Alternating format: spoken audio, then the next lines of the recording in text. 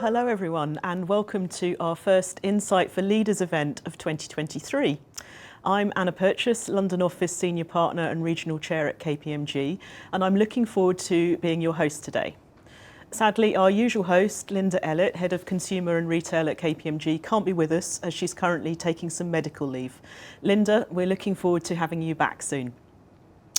Well, we're a month into 2023 and it's already shaping up to be another challenging year. A couple of weeks ago, Andrew Bailey, the Governor of the Bank of England, warned that the UK is still suffering a hangover effect following the market reaction to former PM Liz Truss's mini-budget of last year. And earlier this week, the International Monetary Fund forecast that the UK would be the only major G7 country to shrink in 2023. Consumers and businesses continue to struggle as the cost of living crisis remains high. While inflation has begun to slow, it's still close to a 40-year high. The Chancellor Jeremy Hunt has said that significant tax cuts in the next budget are still unlikely, but he did unveil his plan for growth last week, which will focus on enterprise, education, employment and everywhere, although that was met with mixed reactions. Meanwhile, there appears to be no clear end in sight to the Russia-Ukraine war.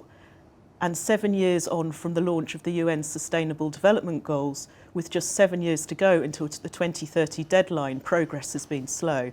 And in some areas, we've taken a step backwards. No wonder then that the trending word at the World Economic Forum was polycrisis, with a cluster of related global risks compounding each other.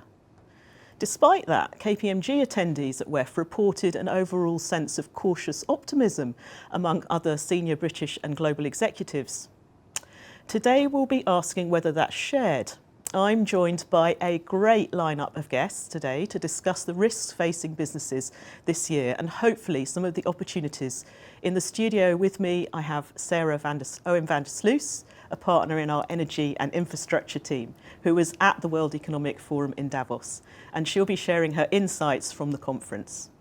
Then joining me virtually, we have Peter Soretti, Director of Global Macro Geostrategy at Eurasia Group, who'll talk us through the top risks we're facing in 2023. Karen Betts, OBE, Chief Executive of the Food and Drink Federation, who will be sharing how industry is responding to the cost of living crisis. And Yael Selfin, Chief Economist at KPMG in the UK, who will give us an update on the outlook for the economy. And to mark LGBTQ+ History Month, we'll also hear from Richard Angel, Chief Executive Designate of the Terence Higgins Trust, who will explain how we've moved away from the negative connotations around the LGBTQ+ community and HIV. We'll be asking you to get involved too through our usual poll questions, and we'll save as much time as we can for your questions through our Q&A. Please share them with us in the chat box on the right of your screen. If you aren't familiar with the SpotMe platform, please check the chat box where we'll share top tips on how to get the most out of this event. Right, lots to talk about, so let's get started. And let's start by going straight to our first poll question. So our question is, how are you feeling about the UK's growth prospects? Cautiously optimistic? Indifferent? Likely to be stagnant? Positively gloomy? We'll take a look at your answers later. Peter, if I could come to you first, thanks for joining us today. I know it's very early in your morning. Now, Eurasia Group has just published its top 10 risks for 2023, and I'm hoping you're going to be able to share with our viewers the biggest risks they need to be aware of. So, given that it's a year this month since Russia invaded Ukraine, we must start with geopolitical risks. So what do organisations need to be aware of? I'm thinking here about the impact on multinationals with people and operations in affected areas and on importers and exporters.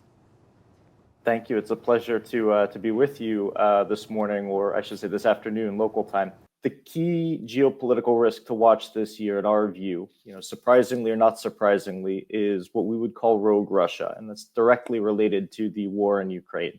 Okay, we believe there's a 60% chance that the conflict is not going to be resolved in the first half of 2023, and likely not in the rest of the year either. We're probably going to see a prolonged stalemate in Ukraine. And this is going to push Russia into a position where it is, essentially a very powerful nuclear-armed global pariah state. Right? Russia is going to grow increasingly frustrated with fewer defense options to try to win the war, and that's going to mean continued saber rattling. So it'll mean more threats, including nuclear threats. But we think that actual nuclear use or other use of weapons of mass destruction is very unlikely. But we will see some threatening and posturing. Right? We'll see continued asymmetric warfare, so things like cyber attacks against Western companies and infrastructure, fingerprint-free attacks, and threats to food security via grain and fertilizer trade and the Black Sea Grain Initiative. Okay, I think what this means for companies, this top risk, rogue Russia, is that first and foremost, Russia is going to be uninvestable for the foreseeable future from the perspective of Western firms. And we're going to see sanctions continue to tighten incrementally. If you have personnel or staff in Russia, it's time to get them out if they haven't already left, and consider winding down non-essential business lines there, because it's going to be a long time before business conditions return to normal. I think it's also likely that Russia is going to try to continue to weaponize the few sources of what leverage it has over the West. Okay, so I mentioned food and fertilizer before, but I think exports of critical minerals and oil and gas are other examples. Obviously, we've seen a very rapid decoupling of Europe, the US, and other G7 countries from Russian energy markets. Okay. At the root of all this, in addition to the war, is sort of the concentration of power in the hands of one man, Vladimir Putin. And I think this concentration of power in the hands of a single individual is at the root of one of our other top risks, and that would be our number 2 risk, which we call maximum Xi. It's related to governance in China. To put it briefly, in China, it's now clear that Xi Jinping has consolidated his power over the Communist Party, will remain leader of the country for the foreseeable future, and has absolute authority. He is working to further centralize power, subvert the economy to the state, and build a more statist economic model. And he's surrounded increasingly by yes men and women who are going to tell him what he wants to hear, essentially. So more loyalists, fewer dissenting voices, and technocrats. Right? Our concern is that this is going to mean more abrupt changes in policy going forward, as we've seen with the sudden abandonment of zero COVID policies. We'll see more, sort of aggressive posturing in terms of diplomacy, more wolf warrior diplomacy. And it means that tensions with the West are going to harden and crystallize. Though I think Biden and Xi have been careful to draw a line under relations between China and the US, but that could change in 2024 if we end up with another more hawkish US president. Okay. For the business community and for multinationals, I think there's a few implications here. Resource allocation will increasingly follow security frameworks. We're already seeing some companies begin to move manufacturing operations out of China to friendlier ASEAN countries, or to begin to reshore to Mexico to sell in the U.S. market. I think the make in China for China model and sort of the effort to build in redundancies so that supply chains are not wholly reliant on China for the entire world is going to be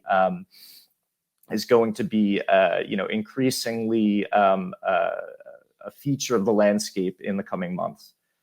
I think in terms of regulation, we should also be concerned that what we'll see is a greater degree of two-way risk. So these will be risks whereby firms are going to be stuck between trying to please US, EU, or other Western regulators and their Chinese counterparts. And at times they may make demands on multinationals that are not totally compatible. So I think staying in China will require a greater degree of diligence and planning, and it's going to be a tricky thing. I think the last key top risk that I want to highlight here, which is our number 8 risk, is governance in the US. We've called this risk the divided states of America. I think that 2020 and the 2022 midterms, so the US presidential election and the midterms have helped us to avert a slide towards constitutional crisis in the country, but we're still starkly divided in a number of different ways: urban, rural, conservative, liberal, as we would say in the US. There are demographic differences in terms of age and ethnicity in the way that people vote in the US, and that's going to remain the norm. We have communities who are not talking to each other, and the federal government is going to be increasingly gridlocked by divisions in Congress.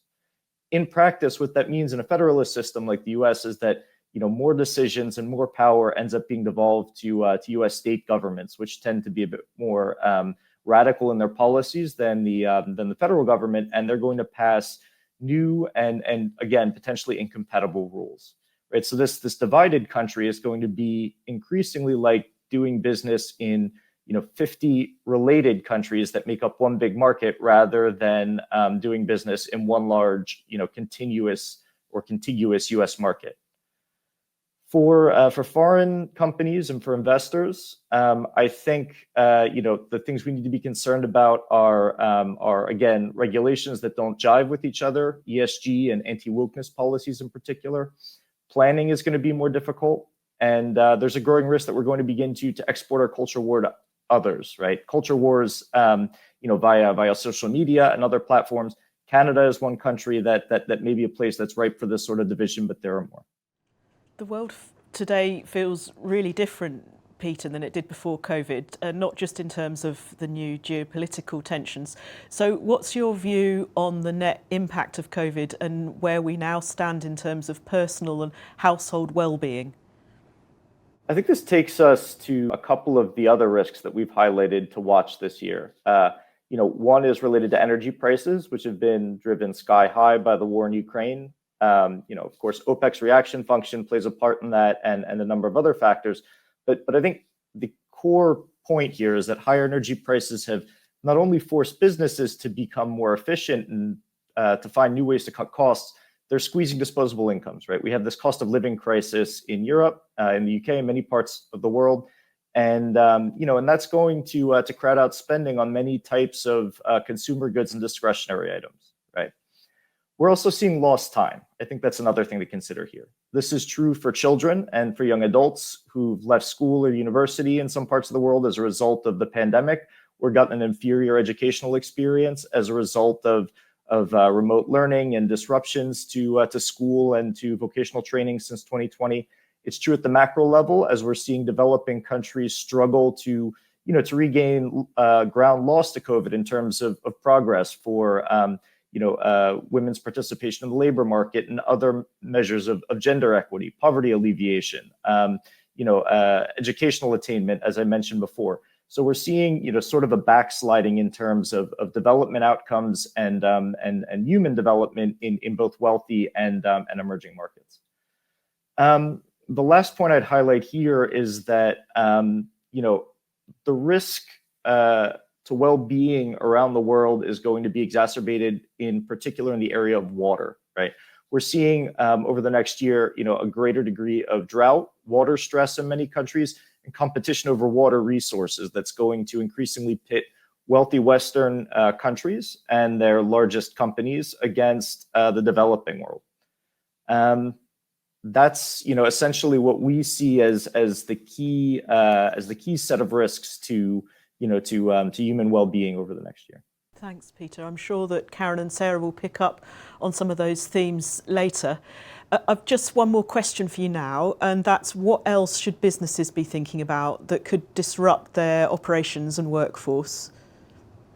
Sure. So I think one novel risk that companies are going to have to begin to think about is a risk that we call TikTok boom, right? Which is our top risk number 9, and that's the entrance of Gen Z in large numbers into the workforce, right? So this will be, a new generation in terms of its relationship to technology, a generation that compartmentalizes work and personal life a bit less than previous generations does. And in many countries, a generation that skews heavily progressive, wants companies and employers to take stances on social issues that they find to be important, and really prioritizes climate change and LGBTQIA rights as essential things that need to be addressed. This is a group that wants to see the system fundamentally changed. And that's going to put a lot of businesses in a difficult position in terms of communicating with employees and customers and shareholders, right? So there's going to be this delicate balancing act. Another issue to consider is, again, the asymmetric warfare that I mentioned before that may stem from the war in Ukraine. We may see more companies around the world, particularly Western companies, targeted for cyber action and fingerprint-free attacks. And this will be sort of a collateral damage effect that comes from the war.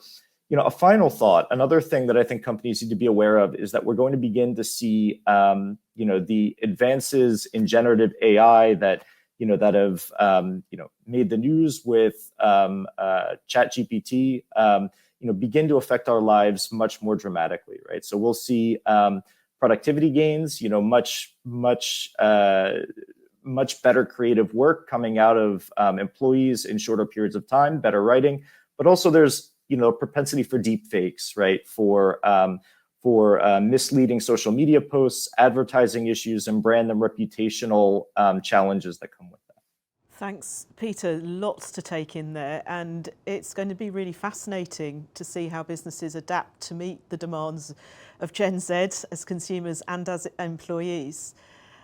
Peter will be back for our Q&A, so please share any questions that you have for him in the chat bar. Right, let's take a look at our poll results. We asked, how are you feeling about the UK's growth prospects? Bit gloomy, 26% of us feeling positively gloomy, but 53% indifferent. Okay. Sarah, thanks for joining me in the studio today. What do you make of those results? Are you thinking that they're in line with what you heard at Davos? Well, it's really interesting, Anna. Thank you, first of all, for having me. But cautiously optimistic is a new runner here, I think, to be fair, and it's a theme that was coming out of Davos. I'm not sure everybody who was there was convinced, and I wonder if we talked ourselves into a certain amount of optimism by the end of the week. And I would say the cautious optimism was very much founded on how deep and hard the landing will be in the United States and at what level interest rates might peak. And we'll, I'm sure, come on to that with some of our later guests. But the sense of crisis and challenge was also very high on the agenda. I can imagine. Thanks, Sarah. We're going to stay with you now.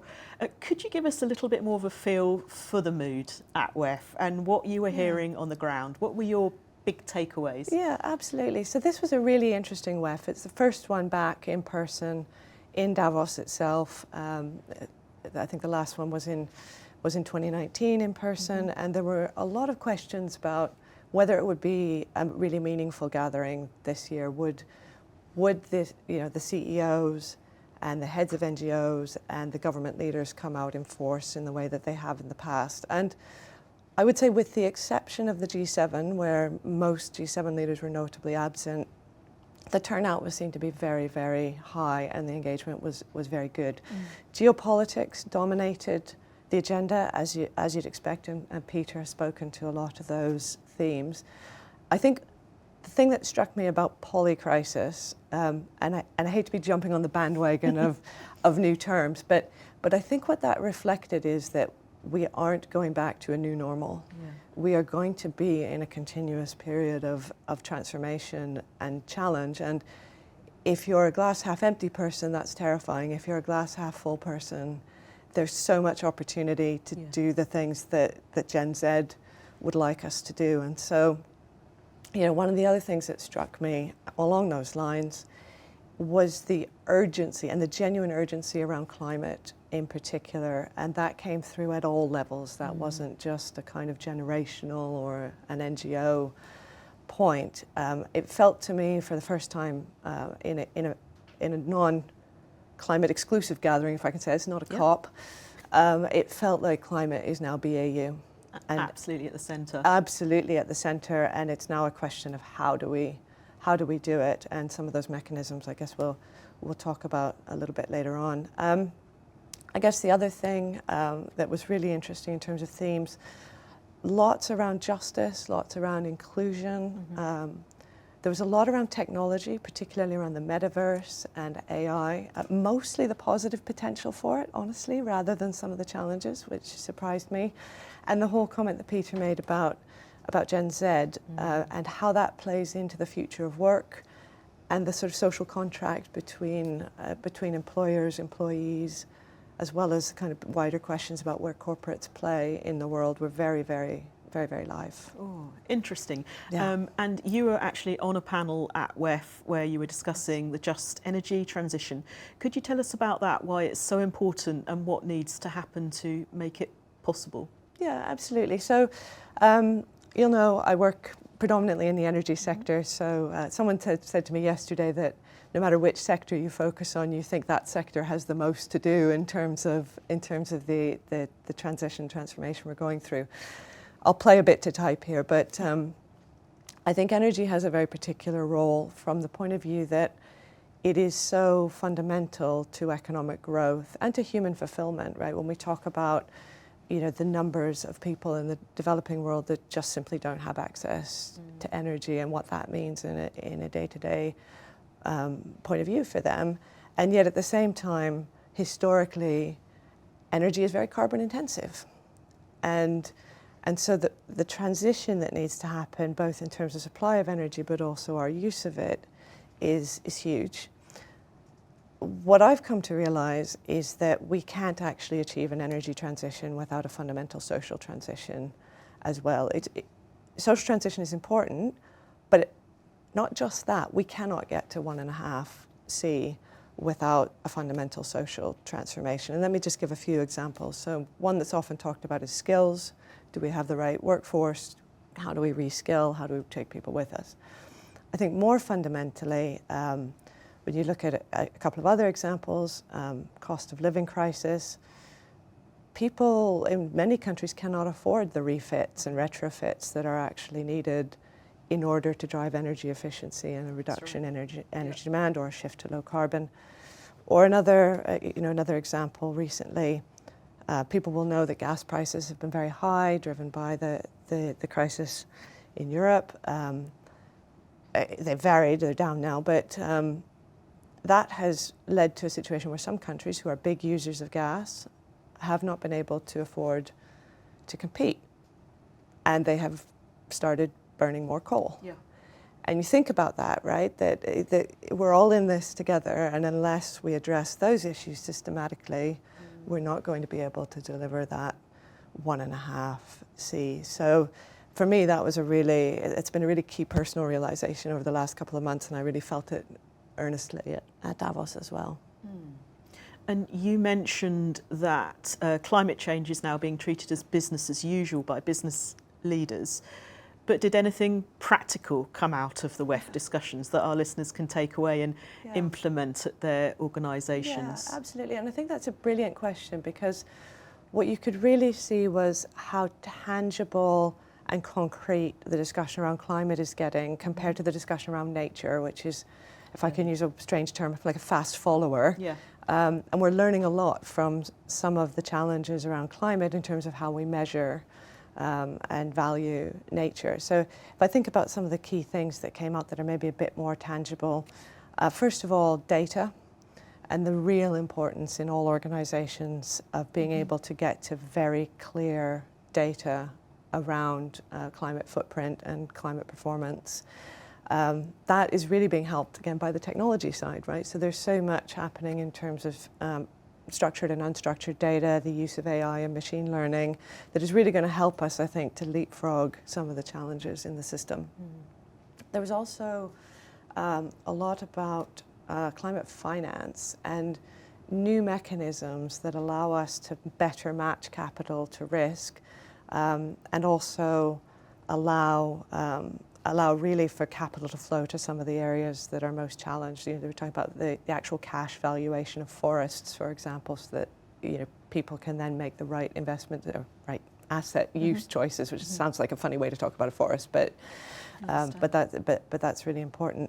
And then the last thing was just the incredible technology. So, for example, some technology that is actually working, that is directly taking carbon out of the air, and then, you know, companies that are marrying that up with regulatory scrutiny to actually drive some improvements in the climate and carbon offset markets, which I think is absolutely key for every sector, to be honest. So some real tangible things to take away and for companies to think about how they implement. Yeah, that's great. Thank you. Thank you. Thanks, Sarah. And I'm sure we'll have lots of questions from our audience during our Q&A. So please don't limit those questions to climate change and the energy transition.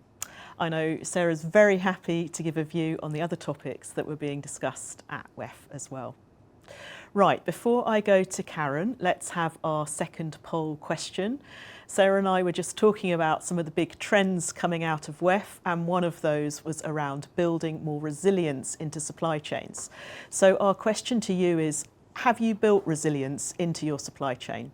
No plans to do so, or we're considering the options, or we've already taken steps. We'll discuss the results to that poll later. But first, let's bring on Karen Betts, OBE from the Food and Drink Federation. Hi, Karen. Thanks for joining us today. The food and drink industry has clearly been under a huge amount of pressure recently as a result of COVID and the cost of living crisis. Are your members feeling cautiously optimistic about 2023? What are the immediate issues they're most concerned about? The immediate issues are really about inflation and how the industry handles a continuing inflationary environment. I mean, interestingly, we asked our members in our Q4 survey last year how they were feeling about 2023. And indeed, some more optimism came through in the sort of longer term outlook. And I think what we're seeing now, and what I get asked a lot, is, you know, why is inflation still going up for food and drink when it is starting to come down in energy and in some commodity prices? And that's the difficult place, I think, that the industry finds itself in. And I think we're finding that supply chains still haven't normalised post-COVID. You know, all that built-in disruption that COVID caused is taking quite a long time to even out, and all those glitches to disappear. We're obviously seeing considerable disruption still rooted in the war in Ukraine. So supplies of grain obviously were really impacted at the beginning of the war. The Black Sea Agreement has seen more Russian and Ukrainian grain reach the global market, but we're still not at full supply. And indeed, you know, the prognosis for planting and harvesting in Ukraine in the coming years is not good. The cost of fertiliser, as I think Peter referred to, has gone up. I mean, farmers in the UK are paying 18% now more on average for fertiliser than they were a year ago, and 66% more than they were 2 years ago. So, of course, that cost is going into crops, that's going into food. Energy prices remain high. Peter also mentioned weather events, and it came up with Sarah. That is also driving disruption in the food and drink supply chain. You know, we saw all those droughts across Europe and North America. Last year there was flooding in Pakistan, and that has impacted things like supplies of grain, oil. In the UK, for instance, it has impacted the quality and quantity of potatoes, of the potato crop last year. We've also got Brexit as a bit of a driver in our inflationary storm. So Brexit and the border has just driven up the complexity of moving foodstuffs in and out of the UK, and of course then there are costs associated with that. The exchange rate feeds into our pressures, because for those companies that are importing foodstuffs and ingredients, you know, the weakening of the pound has obviously increased the cost of those imports, and borrowing costs are higher for all our companies. So you've got all of these factors still playing quite a considerable part in this inflationary picture that we are still dealing with. Thanks, Karen. Lots of big issues there. How are you seeing businesses tackling them, and what help do they need? So I think businesses are doing everything they can to try to keep costs down. We know across our industry we have a huge responsibility to keep food and drink affordable and to keep a wide range of food and drink affordable. So companies are doing everything they can to cut out costs again. That process happened during COVID and it's happening again. So in our recent survey of members, they talked about reducing product lines, so no longer producing less profitable or more expensive parts of their portfolios, reducing operating hours to save energy, and sometimes because labour costs are very high, it can be a good cost-saving measure, saving on energy and on labour if you're reducing your production hours. A number of them are pausing or cancelling capital investment projects, and I think that is a bit of a worry. If investment today is growth tomorrow, there is an economic worry in that measure. You've got companies, obviously, where they can investing in energy efficiencies or trying to use less energy one way or another. You've got some restructurings going on internally to save money. You've got companies changing procurement strategies.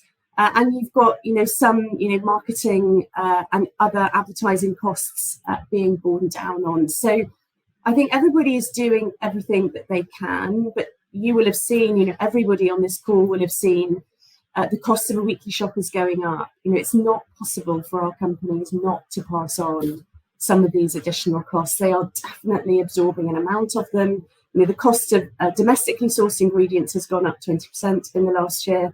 The cost of imported ingredients has gone up 30%. So companies are absorbing some of those costs, but equally they are passing them on. In terms of help, there are things the government can do. We were very interested in what Jeremy Hunt said the other day. You referred to it earlier. I think there are some really interesting things in what he said. There are still some specific things that the Treasury could do to help. So looking as Rishi Sunak promised to do when he was Chancellor at capital allowances, making sure that everything is being done to help companies invest in the future, in automation, in energy efficiencies, in all of those things that we need to do to be productive, to help the UK out of this difficult economic period, but also to invest in that climate transition that we will all have to make. There is something really about smarter, better regulation that our industry is hitting up against a lot. Again, it was interesting that Jeremy Hunt mentioned this in his speech. I would say our experience of being regulated at the moment isn't particularly smart. There is a bunch of government regulation already out there that could be simplified to take some of the cost burdens away from business. And there is some regulation in the pipeline, particularly on environmental measures, that we think could not only be made more simple, but more efficient at the same time. It would improve our environmental outcomes if the government, and DEFRA in particular, were open to doing things in slightly different ways and to learning, I think, a bit more openly from not only from industry experience, where there is a lot to go round, but also from other countries that are implementing better environmental regulation than the UK is doing at the moment. And I think skills would be the other thing that I would highlight. Our industry is carrying about a 7% labour shortage at the moment, and that is just such a drag on growth. There is a bit of a mismatch that many of our companies encounter in their localities between the pipeline of skills coming through schools and colleges and universities and the jobs available in the local economy. And particular pressure points for us at the moment are engineering, so mechanical engineering, software engineering, digital skills are really tight.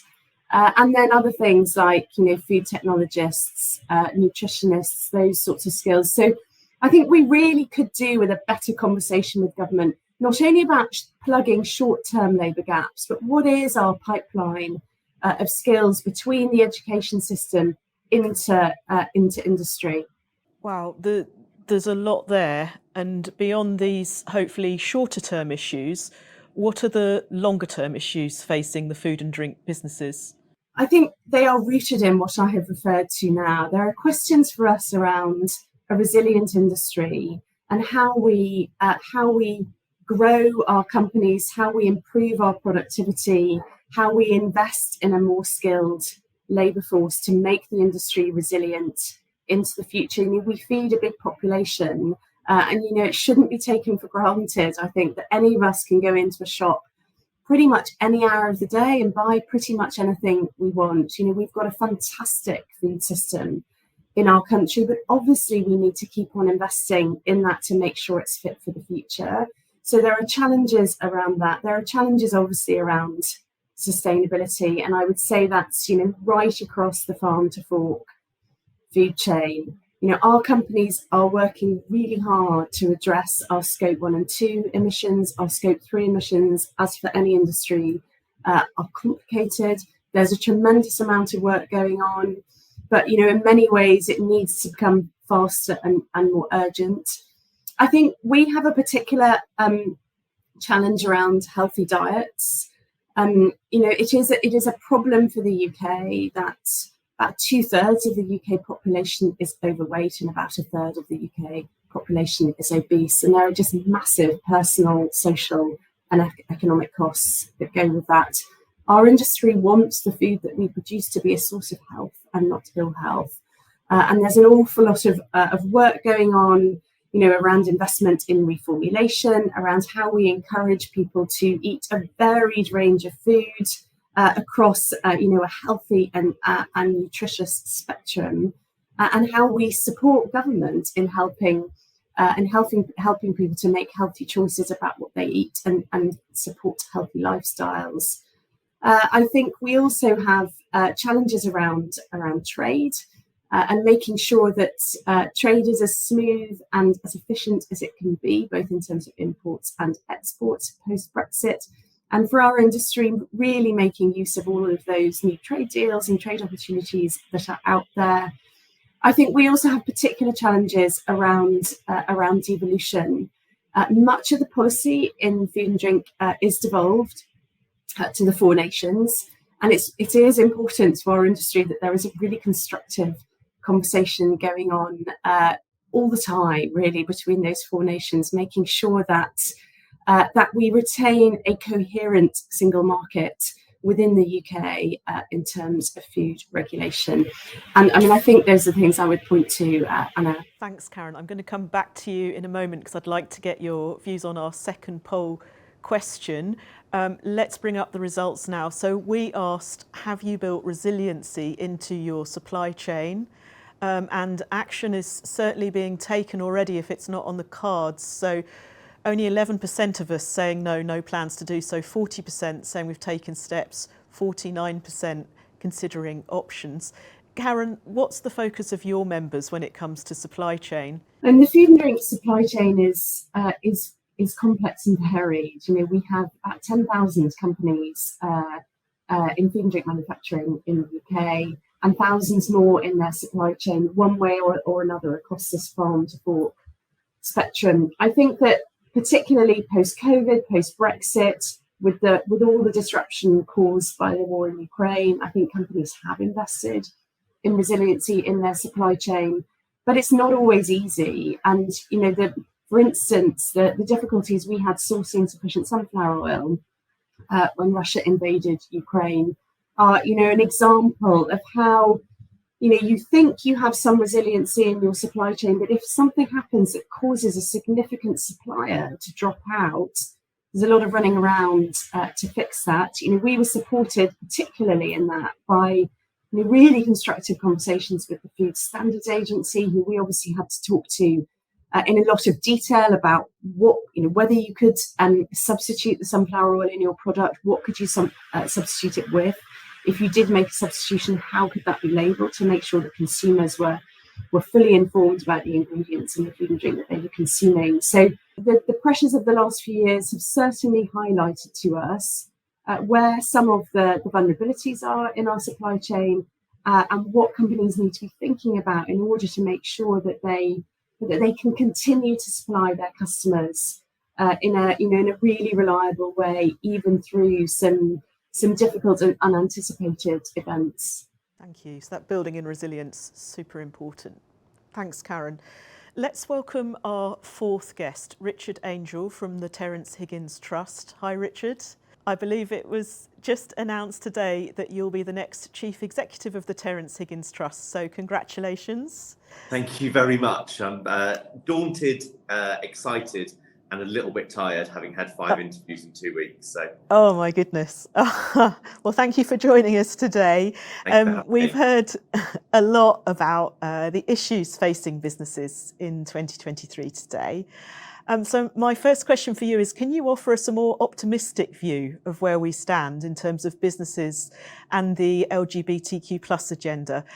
In particular, I know you've been doing a lot to end the stigma around the LGBTQ community and HIV.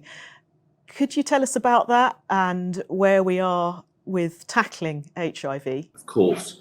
Corporate Britain's been amazing at supporting LGBT History Month and engaging their current and potential workforce in some of the issues around homophobia and transphobia, biphobia that people might experience in the workplace, but also that when they come to work, they don't leave behind some of the issues that impact them outside of their real lives.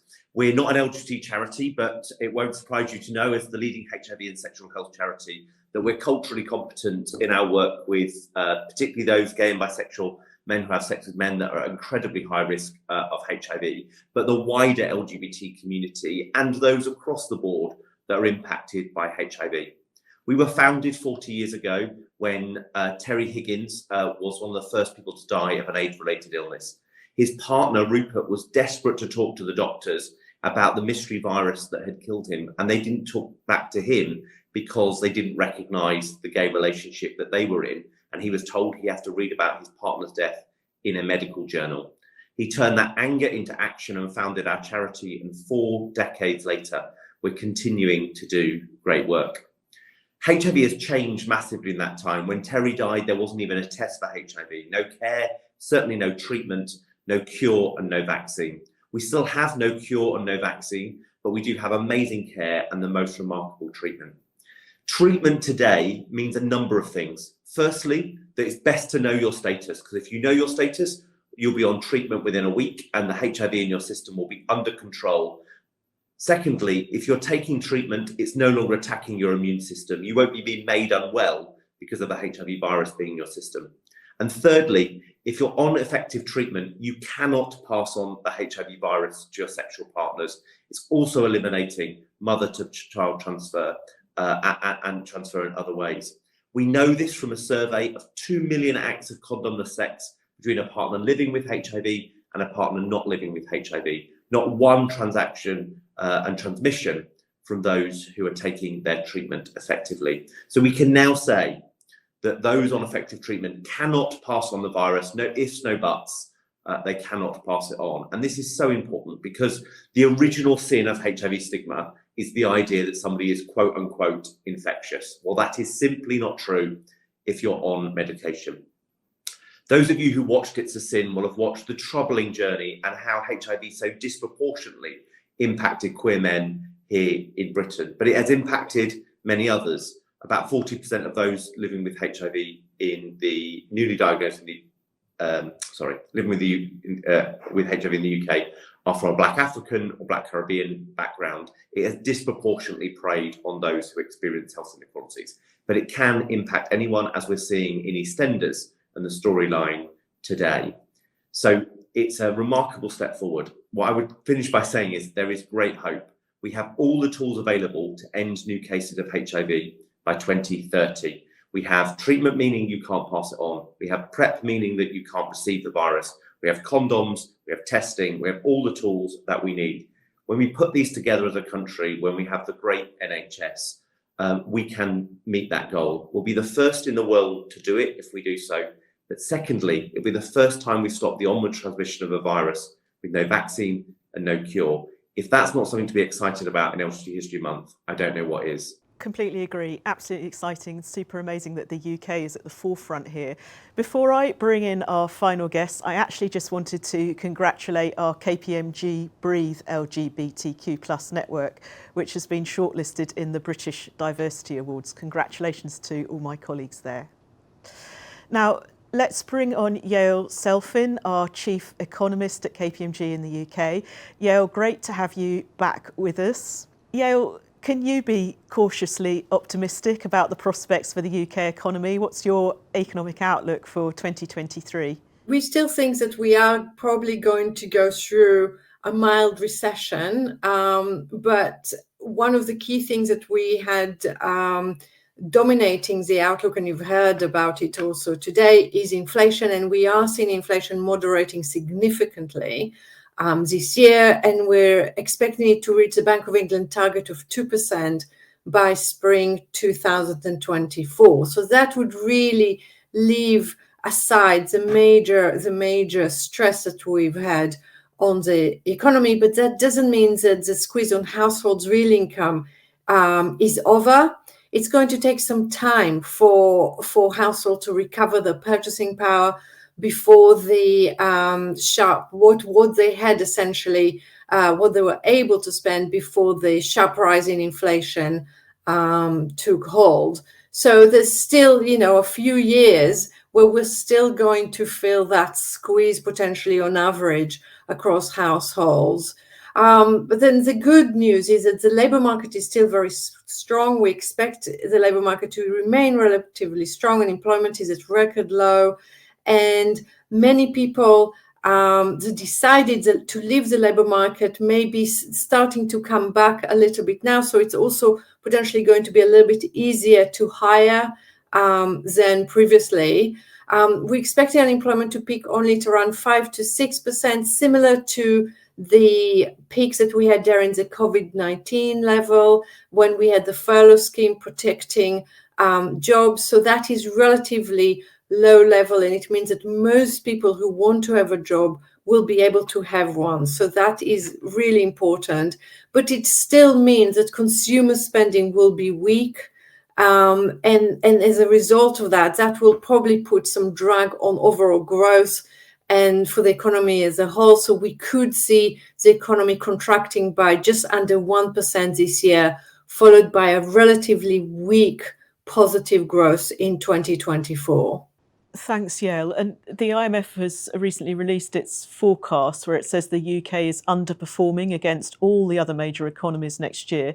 What are your thoughts on that? Here in the UK, we've really been unfortunate, and there's a few headwinds here that we had to deal with, potentially a few more than in other economies. So, for example, we had relatively high gas prices that were more or less across Europe, but still relatively high in the UK. And we use quite a lot of gas. Households use quite a lot of gas for heating, for example. So if we're relatively exposed, we also had interest rates here going up by more than in the Eurozone, less than in the US, but more than in the Eurozone. And especially when it comes to corporate yields, they've been particularly high. And we have high mortgage rates here that are also affecting the UK economy potentially more than other countries because we're slightly more vulnerable. We have a larger proportion of households that have mortgages that are fixed, but at a relatively short duration of between 2 to 5%. And that means that they will see, or at least 50% of households will see a rise in their rate for their mortgage rate by the start of next year. So that is a big impact again on consumer spending. And then on top of that, we have Brexit and the change in the trading relationship that is impacting trade, and export here have been particularly weak compared to global trade. We know you have to leave us in a moment, Yael, to go and speak live to Sky News. But before you do, I'm going to try and squeeze in one more question. The Bank of England just announced its interest rate decision. What do you make of that? Well, it's been very tricky for them to decide what to do. The trouble is that inflation is still relatively high, but if you look at the forecast, we're expecting inflation to go below target in the medium term and a very weak economic environment. So it was a difficult call. I'd say probably a little bit too aggressive or not necessarily needed the 50 basis point. We could have had slightly smaller increase. And I think this is very much we're reaching the end of the cycle. I'm not expecting many more increases this year. Thank you, Yael. Good luck for your interview now. Right, let's go to our Q&A. We've had a really packed agenda today, but we do have time just to take a couple of questions, I think, please. Sarah, I'm going to come to you first. Was Davos just more boosterism rather than based on facts on the ground? Yeah, thanks, Anna. Look, I think that's a really good question, and I'll say I arrived at Davos with a mixture of curiosity around that point and enthusiasm, and I think it is. It's challenging in many respects, but it is still, I think, the best and the only place where a very senior and influential group of people get together and have the opportunity to really discuss and work on some of the most significant problems that we're all facing.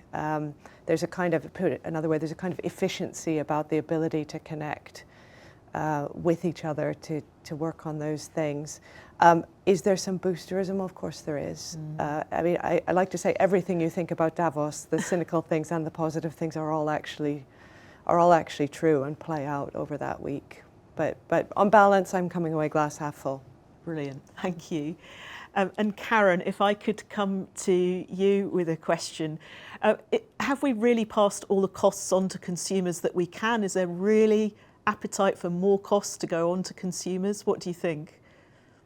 Absolutely not. I mean, our industry's aim is to keep costs to consumers down as far as possible. And so, as I said earlier, they are absorbing as much of the cost of their inputs as they can, as they have seen, you know, their ingredients, their energy costs, their labour costs, their borrowing costs, their packaging costs, all of those have gone up. And as I said, on ingredients, you know, quite significant levels, 20 and 30% domestic and imported. So I think in that you can see that companies are squeezing their margins. They are absorbing as much of the cost as they can. But as you know, we can all see in our supermarket shops, prices have gone up. But you know, the accusations in the last 10 days or so ago that companies are profiteering are not well founded. And all of our companies have a very dynamic conversation with shops and supermarkets with their customers about what price rises can be justified and what consumers can bear. So, but you know, I would say overall, one of our key priorities is keeping a wide range of nutritious food available at affordable prices. I think one for you here, Richard. What evidence is there for thinking energy prices will reduce significantly and the current price is not just long overdue price correction? Is it not the case that energy has been artificially too cheap for 8 years, held flat by the banking crisis and COVID? Sorry, Peter, not Richard. I think some upward correction in terms of energy prices was probably in the offing. I don't think that assessment is entirely incorrect, but I do think a lot of the adjustment has happened faster than we would expect. And if we think about the fact that China has sort of been in a phase of kind of reduced demand as a result of zero COVID policies, when the economy roars back in China as it's beginning to do now, later this year we might end up in a situation where we have an additional crunch in terms of high energy prices again. And I think the market is kind of disoriented in the sense that the volatility's made it difficult for companies to understand how they should invest, right? If they should be investing in traditional fossil fuels and transitional technologies and things like natural gas, or if it's really time to bank on renewables as will be necessary to meet transition targets, right? So there's a lot of uncertainty. I think energy prices have become more volatile than they were in the past, and I don't think it's entirely a case of artificial compression of prices that have now finally sprung back to reality. Thanks, Peter. And Richard, I will come to you now, but not with a question about energy. We cut you off, I think, when you were going to, share some instruction for all of us on the call as to what businesses, what organisations could do in reaction to your message of hope. Would you like to share that with us now? Thank you. I think some really great opportunities, and corporates have been incredibly generous, and they work with us, whether it's on doing talks to their employees. We've got a visit to our archive that people can do, engage in whether it's the It's a Sin story or EastEnders, and make that happen. There's the normal ways that corporates will fundraise for organisations like THT. We've got a wonderful and very special boutique charity shop, so if people in the retail sector want to reach out, there's great partnership opportunities for us there. But actually, I think what corporates can really do and corporate leaders can do is help us change hearts and minds. Profile people in the company that are living with HIV. We've got a remarkable campaign that we could work with you on called Life Really Change, and show people that their HIV diagnosis was a start of great things for them, not the kind of despair that many would associate with the virus, but themselves. Other thing that corporate leaders can do is take a HIV test and make that available to colleagues and employees across their network. It's HIV testing week as of the 6th of February, just next week. And we see a number of corporates we work with have a senior leader take a HIV test and make that available to their colleagues and across their network. And things like that really have a massive role. And remember what it meant for Princess Diana to shake someone's hand. What does that look like now? The people that you know and work with saying this is a place where people living with HIV can not just survive but thrive. And those cultural steps that we can take to either amplify the voices of people living with HIV, or take a step, something like testing for HIV, showing it's normal, it's reasonable, the best thing you can do is know your status, and the virus can impact anybody, but disproportionately preys on those who experience health inequalities. So whether you're supporting us financially or helping us change hearts and minds, corporates have got a really important part to play in this. Absolutely. Thank you very much. Well, it just remains for me to say a big thank you to all our speakers today, Peter, Karen, Richard, Sarah and Yale. Please visit the resources tab for all our latest insights, content and events. And thanks for joining us today. We'll be back in March. We hope to see you then.